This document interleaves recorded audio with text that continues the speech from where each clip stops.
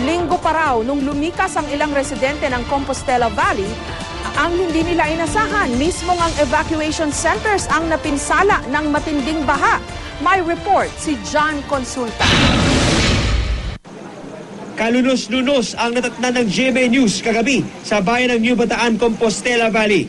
Sa likod ng gymnasium, nakahilera ang mga bangkay na balot ng putik.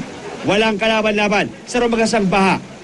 Ayon sa Region 11 Disaster Risk Reduction and Management Council, lumilikas kahapon ng madaling araw ang mga residente ng Barangay Andap sa tulong ng mga sundalo. Papunta sana sila sa isang malaking gusali para makaligtas sa hagupit ng bagyo. Pero yun pa, ang unang tinamaan ng baha. Dahil sa lakas ng ulan, ang tubig na umapaw mula sa ilog na nasa taas ng kabundukan, rumagasa sa Barangay Andap na nasa bandang gitna ng bundok.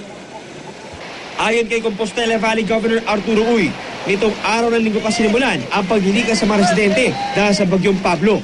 Pero ang mismong evacuation centers, tulad ng Barangay Hall at health centers pa, ang siyang napinsala. Asa kutob ang tubig? Uy, kadako sa tubig. Kaya ilapaw na dito, oo. Pagkataon-taon, dito na ang tubig. Sa tala ng PDRMC, hindi bababa sa 76 ang nasawi sa flash flood sa New Bataan. Ayon sa spokesman ng 10th Infantry, 3 sundalo ang namatay, kabilang si Sergeant Maximo Olivares. Mahigit 100 ang sugatan at mahigit 200 ang nawawala, kabilang ang 9 na sundalo. Pahirapan ang retrieval at rescue operations dahil sa baha at matinding pinsala. Sa gitna nito, tuloy ang rescue operations. Kanina, inabutan ng GMA News ang lalaking ito na balot pa ng putik matapos mainigtas. Hinugasan ang kanyang mukha para makilala at makahinga ng mabuti.